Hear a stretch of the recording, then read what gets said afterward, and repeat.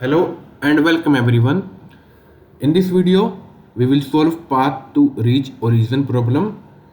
So हमको एक n दे रखा है, कोई वैल्यू है, और m दे रखा है, उसकी कोई वैल्यू है. हमें n और m से 0 0 पर जाना है और हमें यह बताना है कि हम कितने तरीकों से जा सकते हैं.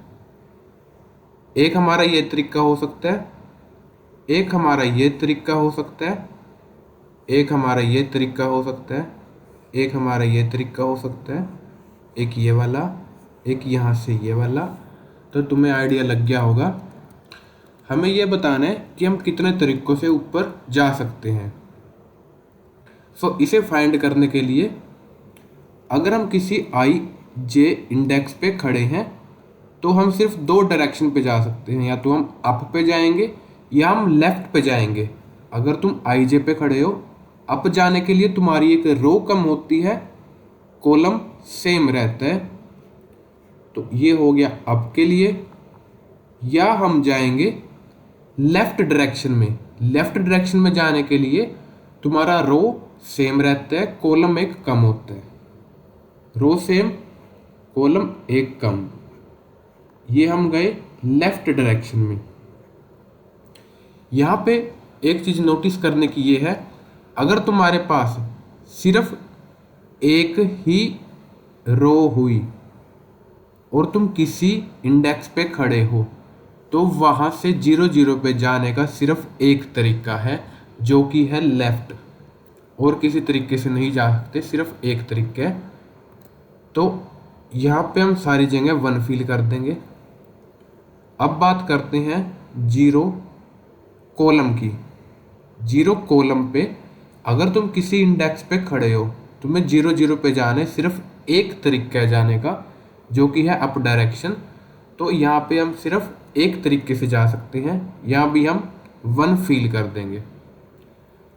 और उसके अलावा किसी डायरेक्शन पे तुम खड़े हो, तुम ऊपर से जा सकते हो और लेफ्ट से जा सकते हो.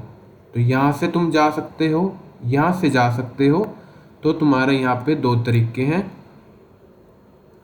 यहाँ से जाने के लिए या तो तुम ऊपर से जा सकते हो, या ऐसे जा सकते हो, या ऐसे जा सकते हो. तो यहाँ पे तुम्हारे 3 तरीके हैं. देख सकते हो यहाँ पे ऊपर से जाने का एक तरीका है और लेफ्ट से जाने के 2 तरीके हैं, एक ये और एक ये. तो लेफ्ट से जाने के 2 तरीके, ऊपर से जाने का एक तरीका, इन टोटल 3. ऊपर से जाने का यहाँ पे एक तरीका और लेफ्ट से जाने का एक ये तरीका, एक ये तरीका और एक ये तरीका. तो लेफ्ट से 3 और ऊपर से 1, इन टोटल 4. आगे आ जाओ. इस डायरेक्शन से जाने के लिए एक ये तरीका, एक ये तरीका और एक ये. तो ऊपर से तुम्हारे 2 तरीके हैं और लेफ्ट से एक तरीका है. तो इन टोटल 3. यहाँ से ऊपर से जाने के 3 तरीके हैं और लेफ्ट से जाने के 3 तरीके हैं. तो इन टोटल यहाँ पे 6 तरीके से हम 0 0 पे जा सकते हैं. यहाँ से जाने के ऊपर से 4 हैं और लेफ्ट से 6 हैं. तो इन टोटल यहाँ पे 10 तरीके हैं. ठीक है. तो हमारा पहले बेस केस लिख लो. अगर हमको कोई फंक्शन है तो उसका बेस केस है, अगर कॉलम तुम्हारा 0th है तो कॉलम 0th के लिए सिर्फ एक है. या तुम्हारी रो 0 है, ये तुम्हारा रो आई तुम्हारा 0 है, और इस केस में तुम्हारा जे 0 है, या तो जे 0 है. तो सिर्फ एक तरीका, वरना हम रिटर्न करेंगे सोल्व फंक्शन अपना कॉल करते हुए. या तो जाओगे तुम ऊपर या जाओगे तुम लेफ्ट में, आई और j-1. तो ये ऊपर के लिए और ये लेफ्ट के लिए. ये तुम्हारा कोड है. इसे एक बार कोड कर देते हैं. यहाँ पे आओ. हमने एक सोल्व फंक्शन बनाया, एक्स वाई वैल्यू पास करी, यहाँ पे एन वाई वैल्यू पास करेंगे। पहले फंक्शन बना लेते हैं। सोल्व हमारा फंक्शन है, हमने वैल्यू गेट करी आई और जे। अगर आई 0 है या जे तुम्हारा 0 है तो रिटर्न 1। उसके अलावा काम करो, डीपी की बात करेंगे बाद में। उससे पहले यहाँ पे देखो हमने सोल्व कॉल करा i-1 के लिए और j-1 के लिए, तो हमारा फंक्शन रन हो जाएगा। लेकिन एक चीज़ यहाँ पे गौर करो, यहाँ पे हमारा i पे, किसी भी तुम i पे खड़े हो, यहाँ से जा सकते हो, यहाँ से जा सकते हो। तो अगर तुम ऊपर से जाओगे यहाँ से भी कहेगा 2 तरीके से जा सकते हैं, या तुम यहाँ पे जाओगे यहाँ से भी कहेगा 2 तरीके से जा सकते हैं। तो तुम किसी वैल्यू पे एक से ज़्यादा बार विजिट कर रहे हो, किसी वैल्यू पे एक से ज़्यादा बार विजिट कर रहे हो, तो इसे ऑप्टिमाइज करने के लिए कॉन्सेप्ट आता है डीपी का, डायनेमिक प्रोग्रामिंग।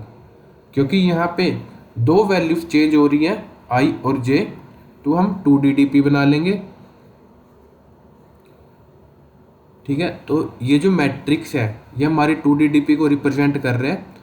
हमारा इसका साइज होगा, n तुम्हारा 2 है और m तुम्हारा 3 है, तो आखिरी वाला बक्सा 2 3 को रिप्रेजेंट करता है। और रो तुम्हारी 2 होएंगी, 2 से एक ज़्यादा होएंगी रो तुम्हारी। यहाँ पे 2 दे रखा है ताकि हम 2 और 3 वाली को एक्सेस कर पाए, तो हम एक एक्स्ट्रा लेके चलेंगे n+1 और m+1, ताकि हम m कोऑर्डिनेट्स को एक्सेस कर पाए। ये लेने के बाद हम जब अपनी डीपी ले लेंगे, यहाँ पे डीपी बना ली इंटीजर की। यहाँ पे इंटीजर बनाने का ये फ़ायदा है कि उसकी डिफ़ॉल्ट वैल्यू हमारी नल रहती है। तो यहाँ पे सारी तुम्हारी डिफ़ॉल्ट वैल्यू शुरुआत में नल पड़ी होगी, हम उसे बाद में फिल करेंगे। तो उसके बाद यहाँ पे हमने डीपी आईजे में वैल्यू सेव करा दी और चेक कर लिया क्या डीपी आईजे पे एक बार विजिट कर चुके हैं, मतलब वैल्यू नोट नल है। अगर ये चीज़ है तो रिटर्न कर जो आई और जे। यहाँ पे डीपी हम ग्लोबल ले लेंगे ताकि हम पास कराने की ज़रूरत ना पड़े, इसको स्टैटिक बना दो। उसके बाद एक और चीज़ यहाँ पे नोटिस करने की है, अगर टास्क में आते हो कि हमको मोड और लेना है, तो यहाँ पे हम मोड और ऐड कर देंगे। स्टैटिक ले लो इंट मोड की वैल्यू 10⁹ + 7, और यहाँ पे हम अपना मोड लगा देंगे। तो यहाँ पे हमने मोड लगा दिया। यहाँ पे क्या करा, जब तुमने अप की कॉल लगाई थी तो एक तो यहाँ पे मोड लगा दिया मोड, और एक इसकी वैल्यू के साथ मोड, और इन टोटल के साथ एक मोड। जो इसके साथ सॉल्व करके आएगा वो मोड कर देगा, जो इसके साथ सॉल्व करके आएगा वो मोड कर देगा। अब जब ये मोड लगा लिया, अब हमारा फंक्शन कंप्लीट हो गया। इसे एक बार ट्राई करते हैं, लेकिन यहाँ पे हमको एक्स वाई की जगह एन एम पास करना होगा, तो हम एन एम पास कर देते हैं। अब ट्राई करते हैं एक बार।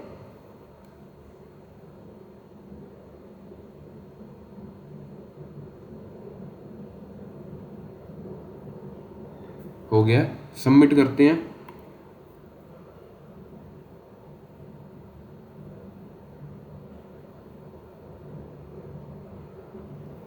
और ये सबमिट भी हो गया। जो हम डीपी के क्वेश्चन करते हैं उसके अंदर हमारे पास होता है मेमोराइजेशन, जो कि लगता है रिकर्जन के ऊपर, जो कि हमने यहाँ पे देखा, ये सोल्व और यहाँ पे मेमोराइजेशन लगा। इस कॉन्सेप्ट को बोलते हैं मेमोराइजेशन। लेकिन मेमोराइजेशन में एक दिक्कत होती है कि वो स्टैक स्पेस को ऐड करता है। तो हमारा फंक्शन में स्टैक स्पेस कंसिडर हो रहा है, हम इसको ऑप्टिमाइज करेंगे, हम लेके आएंगे टैबुलेशन। तो रिकर्जन को ऑप्टिमाइज करने के लिए आता है टैबुलेशन। इसके अंदर हम अपने लूप्स लगाते हैं। तो लूप्स लगाने के लिए पहले ये देखो बेस केस क्या है। तो बेस केस या तो i0 है या j0 है। i0 का मतलब फर्स्ट रो है, उसके लिए j तुम्हारी कोई भी वैल्यू हो सकती है। तो एक तो j का लूप चलेगा, j का लूप चलेगा तुम्हारा 0 से लेके m तक, 0 से लेके m तक लूप चलेगा और सब सारी जगह पे तुम 1 फील कर दोगे। तो एक ये लूप चला दो। पहले हम फंक्शन बना लेते हैं एक टेबुलेशन इंट ij पास करा, उसके बाद हमने यहाँ पे एक लूप चला दिया i के लिए और एक लूप चला दिया हमारा j के लिए। अभी देखो ये लूप कैसे चल रहे हैं। पहले j तुम्हारा 0 से लेके m तक चलेगा और तुम्हारा 0th रो के लिए कोई भी कॉलम हो सकता है। तो 0th तुम्हारी रो है, इसके लिए कोई भी कॉलम हो सकता है, सारी जगह 1 फील कर दोगे। और अगला लूप चलेगा, इसके लिए तुम्हारा j 0 हो सकता है, मतलब कॉलम 0 है, उसके लिए i कुछ भी हो सकता है। तो i तुम्हारा चलेगा n तक, तो i एक चलेगा 0 से लेके n तक, कॉलम तुम्हारा 0 है, तो i चलेगा और कॉलम तुम्हारा 0 है। उसके बाद हमारी ये वैल्यू फिल हो जाएगी। अब हम आएंगे अगली वैल्यू पे 1 1 से, तो हम ये वाली वैल्यू फिल करेंगे पहले, उसके बाद अगली वाली रो फिल करेंगे। तो ये वैल्यू हमको फिल करने के लिए लूप चला देंगे 1 से लेके यहाँ तक।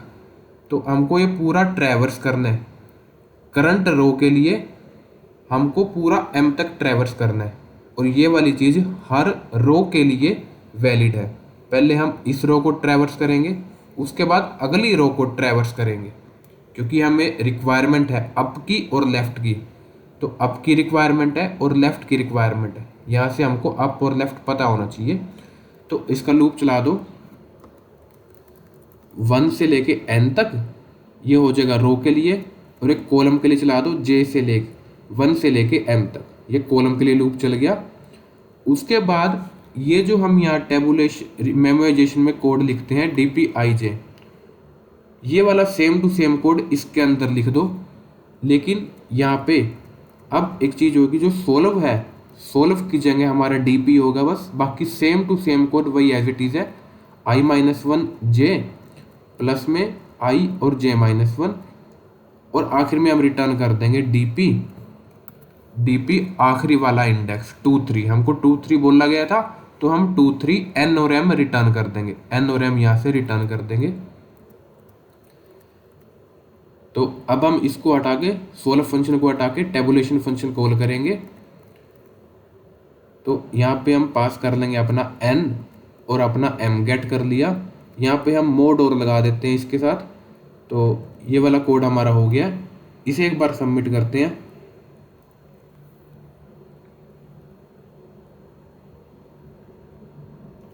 ये कोड सबमिट भी हो गया। तो ये तुम्हारा क्वेश्चन था, आई होप समझ में आया होगा। अब डिस्कस कर लेते हैं इसकी टाइम कॉम्प्लेक्सिटी के बारे में। तो टेबुलेशन कोड में आओ, टाइम कॉम्प्लेक्सिटी देखो, फॉर लूप चला पहले ये m तक, उसके बाद फॉर लूप चला n तक, तो of m plus of n, उसके बाद तुम्हारा लूप चलेगा n और m के लिए, तो of n cross of m। इसके लिए हम उठाते हैं worst case, of n cross m तुम्हारी हो जाएगी टाइम कॉम्प्लेक्सिटी। स्पेस कॉम्प्लेक्सिटी की बात करें, dp लग रहा है हमारा, dp का साइज देख लो nm, तो स्पेस कॉम्प्लेक्सिटी भी ऑफ nm है। आई होप आपको ये कोड समझ में आया होगा। अगर कोई भी डाउट है कमेंट सेक्शन में बता देना। यहीं पे वीडियो ख़त्म करते हैं। Thank you all for watching this video.